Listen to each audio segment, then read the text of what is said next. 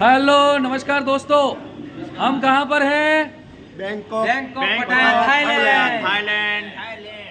Bangkok पटाया Thailand जैसी country पर घूम रहे हैं। सब गुजराती भाई है अपने। देख लीजिए मेरे भाई, आपको जिसने भी सेफ शॉप के बारे में अगर कुछ भी बताया है, आपको बिजनेस प्लान मिल चुका है तो बिल्कुल डरिए मत और ज़्यादा सोचिए मत। बिल्कुल यहाँ से ज़िंदगी बदलती है। हम लोगों ने भी 1 साल 2 साल 3 साल पहले शुरुआत की थी और आज मेरे भाई देखिए विदेश की धरती पर पहुँच चुके हैं। आपको सेफ शॉप में बताया होगा अच्छा खासा पैसा मिलता है, देश विदेश की यात्राएं मिलती हैं, तो बिल्कुल ये सही है कि नहीं दोस्तों?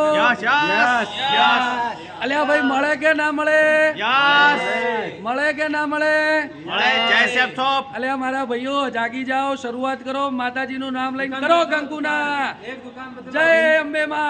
जिंदगी में सेफ शॉप एक दिल बार से। शॉपिंग करनी है, जिंदगी में केवल एक बिल्कुल, बार बिल्कुल। शॉपिंग करनी है। सेफ शॉप दिल से सेफ शॉप